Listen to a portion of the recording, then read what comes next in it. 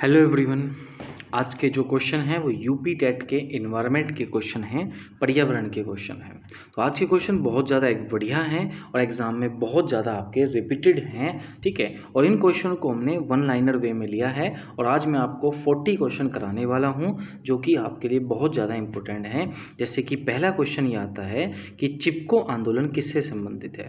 देखो, चिपको आंदोलन जो है वो वनों की कटाई से संबंधित है, पेड़ों की कटाई से संबंधित है और चिपको आंदोलन चला था उत्तराखंड में।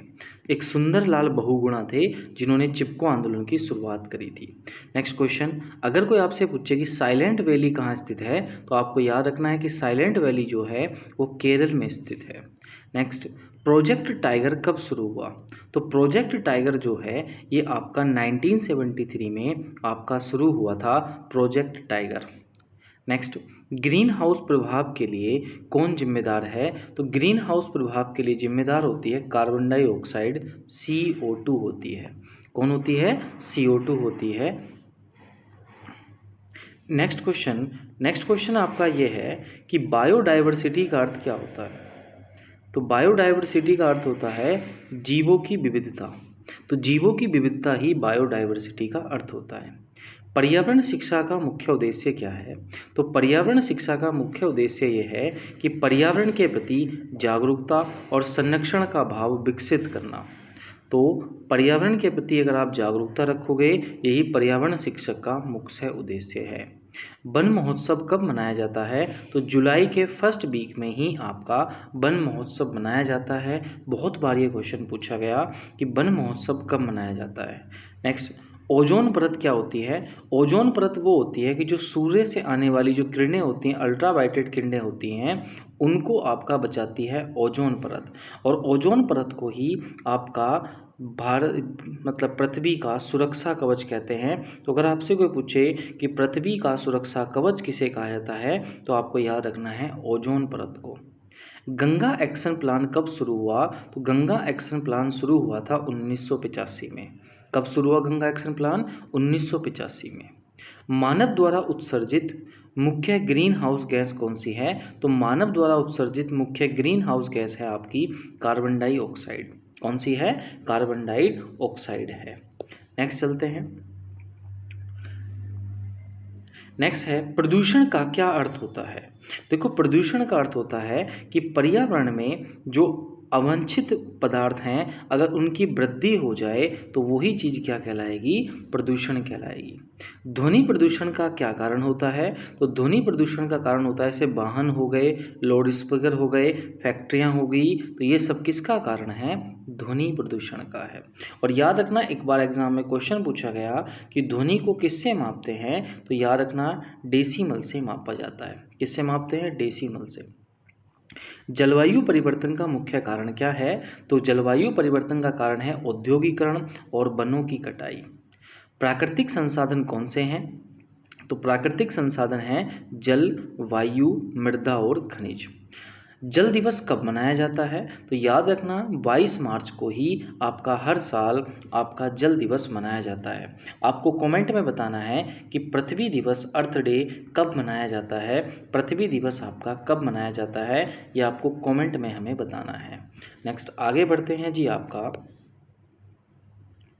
क्वेश्चन नंबर है कि प्रदूषण को रोकने के क्या कारण हो सकते हैं। कैसे हम प्रदूषण को रोक सकते हैं। तो पेड़ लगाकर, प्लास्टिक का कम उपयोग करके या कार्बन उत्सर्जन को घटाकर ही हम प्रदूषण को रोक सकते हैं।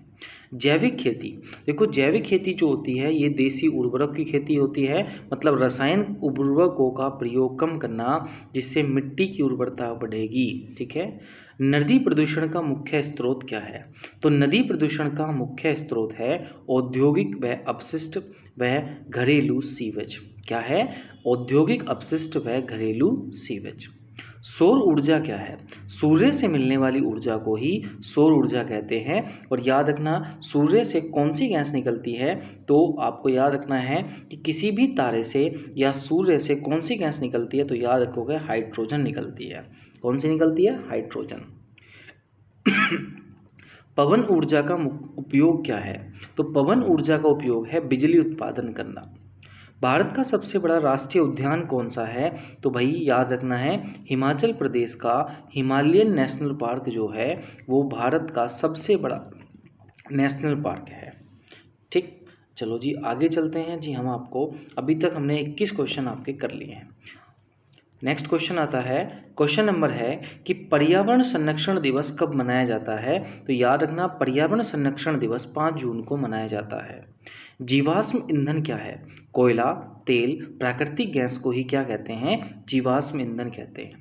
जलवायु परिवर्तन पर अंतर्राष्ट्रीय समझौता कब हुआ? तो ध्यान रखना, जलवायु परिवर्तन पर आपका समझौता हुआ था पेरिस में। पेरिस याद रखना, पेरिस जो है आपका वो सीन नदी के किनारे है। ठीक है। नेक्स्ट, वर्षा का महत्व क्या है? तो वर्षा का महत्व आपको कहाँ देखने को मिलेगा? कृषि में अधिकतर। तो कृषि, पेयजल, जल पूर्ति ही वर्षा का क्या है? महत्व है। पानी को कमी को रोकने के कारण क्या है? पानी की कमी को अगर रोकना है तो हमें क्या करना पड़ेगा? वर्षा के जल को इकट्ठा करना पड़ेगा। ठीक है, याद रखना, तभी हम पानी की कमी को दूर कर सकते हैं। कचरा प्रबंधन का क्या महत्व होता है? तो कचरा प्रबंधन का महत्व की बात करेंगे तो स्वास्थ्य, सुरक्षा और पर्यावरण संरक्षण ही कचरा प्रबंधन का महत्व है। वनों की कटाई को रोकने के उपाय क्या हैं? वनीकरण करो और संरक्षण योजनाएं चलाओ। CO2 उत्सर्जन घटाने के उपाय, कार्बन डाइऑक्साइड घटाने के उपाय क्या हैं? सार्वजनिक परिवहन का यूज़ करो, सभी सरकारी बसों में चलो या वृक्षारोपण करो और स्वच्छ ऊर्जा का इस्तेमाल करो। नेक्स्ट, जैविक विविधता के प्रकार। तो जैविक विविधता के प्रकार है आनुवांशिक, प्रजाति और पारिस्थितिकी तंत्र। मृदा अपरदन के कारण क्या है? मिट्टी के कटाव को हम कैसे रोक सकते हैं? तो पेड़ों की कटाई को अगर हम रोक दें या पेड़ लगा दें तो मृदा अपरदन को रोका जा सकता है। नेक्स्ट, अगला, पर्यावरण प्रदूषण के क्या प्रकार होते हैं? तो पर्यावरण प्रदूषण के प्रकार होते हैं जल, वायु, ध्वनि और मृदा। ग्रीन हाउस प्रभाव क्या है?